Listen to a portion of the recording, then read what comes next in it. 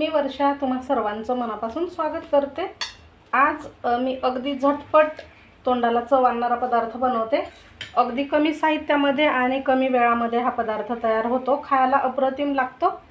तर इथे गव्हाचं पीठ घेतलं आहे, जे आपण चपातीसाठी दळून आणतो तेच गव्हाचं पीठ घ्यायचं। मी इथे अर्धी वाटी गव्हाचं पीठ घेतलं। यामध्ये बारीक रवा एक मोठा चम्मच एवढा टाकायचा आणि चवीनुसार मीठ टाकायचं आहे। अगदी 2 ते 3 साहित्यामध्ये हा पदार्थ होतो बघा। यात तुम्ही ज्वारीचं पीठ देखील घेऊ शकता, म्हणजे गव्हाचं पीठ 1 वाटी असेल तर अर्धी वाटी तुम्ही ज्वारीचं पीठ घ्यायचं आहे।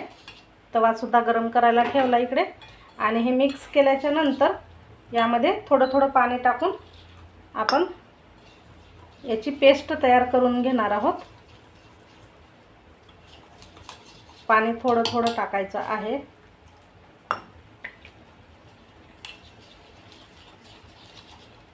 गुठळ्या न होऊ देता आपल्याला हे याचं बॅटर बनवून घ्यायचं।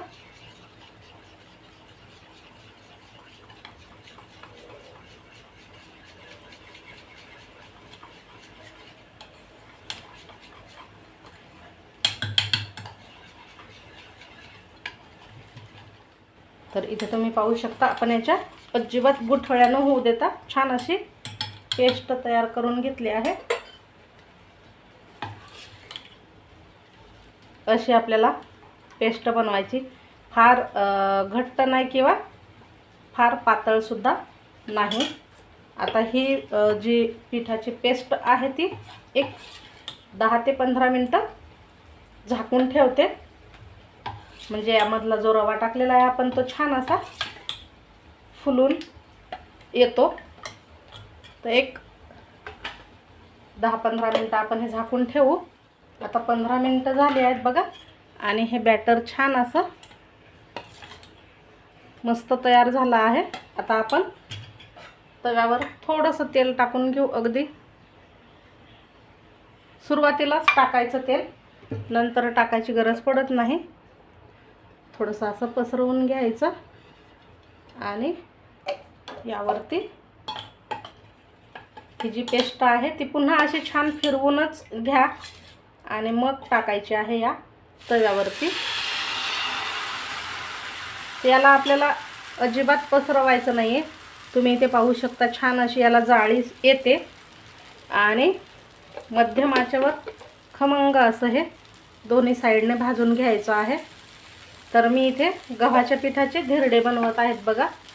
अप्रतिम लागतात खायला आणि अगदी झटपट आपण हे बनवू शकतो। कधी स्वयंपाक करायचा कंटाळा आला तर लगेच पीठ भिजवायचं आणि हे धिरडे बनवायचे। यासोबत तुम्ही गुळवणी सुद्धा खाऊ शकता किंवा मग आमरसासोबतही अप्रतिम लागतात। आता एका बाजूने हे झालं की असं हे दुसऱ्या बाजूने सुद्धा पलटायचं आणि छान भाजून घ्यायचं आहे। खमंग होईपर्यंत दोन्ही साईडने मस्त भाजून घ्या। तर आता हा दोन्ही साईडने खरपूस खमंग भाजून तयार आहे। आपण हा प्लेटमध्ये काढून घेऊ। तुम्ही हे जाळीवर किंवा चाळणीवर देखील काढू शकता। आता सेम त्याच पद्धतीने आपल्याला हे डोसे बनवून घ्यायचे किंवा धिरडे बनवून घ्यायचे आहे। आणि वरून थोडंसं तेल सुद्धा टाकायचं, अगदी थोडंसंच टाका, फार तेल टाकायची गरज नाही, नाही टाकलं तरी।